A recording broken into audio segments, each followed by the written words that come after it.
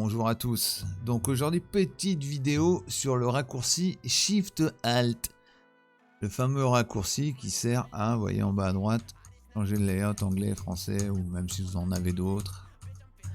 Donc en fait sur Windows 11, c'est sur Windows 11. Ils ont mis Windows espace, mais ça vous fait passer comme ça. Mais ils ont gardé quand même le raccourci. Ça c'est Windows espace, c'est marqué là d'ailleurs. Mais ils ont gardé quand même le raccourci qui est Shift Alt. Et ce raccourci, il est super embêtant quand vous jouez ou quand vous faites de l'infographie. Par exemple, dans les jeux, par exemple StarCraft 2, Shift Alt, ça sert à prendre des unités d'un groupe de contrôle, les mettre dans un autre. Si vous utilisez Illustrator, Photoshop, même Premiere, c'est assigné beaucoup. Shift Alt, c'est un raccourci qui sert énormément. Alors évidemment, si vous avez qu'un seul layout, vous avez que français ou c'est un QWERTY que anglais, mais en général, vous en avez au moins toujours deux. Il y en a même qui ont français, anglais, coréen, japonais, que sais-je quoi.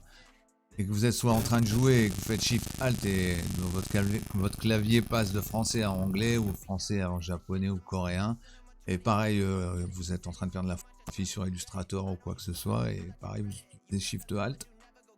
Ça vous change tout le clavier quand vous écrivez. C'est super relou quoi, c'est un truc de fou. Donc il faut toujours l'enlever ce raccourci. Et avant, sur Windows 10, il suffisait d'aller là. Sur panneau de configuration. Et le panneau de configuration, ici, il y avait clock and region, enfin, il y avait l'heure, la région, et on rajoute. À côté, sur Windows 10, il y avait aussi language, la langue. Mais là, c'est terminé. Donc, on ne peut plus passer par là. Donc, en fait, pour y aller, si vous avez... Vous cliquez, clic gauche. Hein.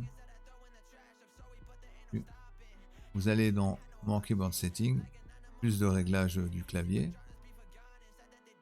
Ça va vous ouvrir la page. Il est rapide le PC, incroyable.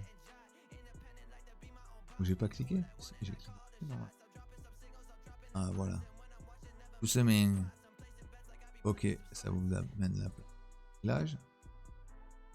Ici vous allez dans typing. Typing en français c'est dactylographie, mais ça doit être orthographe. De toute façon il y a le clavier dessiné à côté. Vous voyez, spell checking, c'est-à-dire autocorrection, correcteur orthographique, suggestion de texte, vous allez dessus. Ici, vous allez dans les réglages avancés du Keyboard Setting, réglages avancés du clavier. Et là, tout en bas, vous avez l'input language hotkey, c'est-à-dire les raccourcis que vous avez assignés pour votre clavier.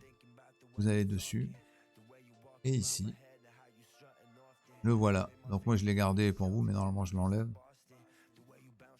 Là, pour aller en US, moi j'ai US et French, je les ai enlevés. Donc ici, on voit bien que pour revenir entre les deux, c'est-à-dire entrer dans l'entrée language, entrer du langage, entrer dans le clavier, quoi, il faut faire Shift et Alt. Donc, vous pouvez changer la séquence. Ça, vous pouvez la mettre en CTRL Shift.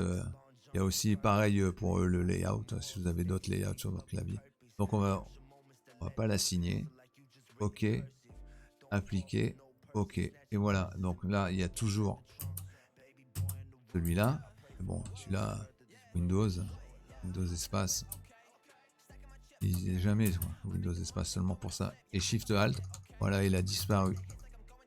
Il a disparu, il est enlevé, il n'est plus assigné. Donc c'est nickel parce que sinon c'est vraiment embêtant. J'ai fait cette petite vidéo parce que j'ai cherché un peu et j'en ai trouvé aucune. Je me suis dit voilà, pourquoi pas. Ok, merci de m'avoir regardé, portez-vous bien. Ciao.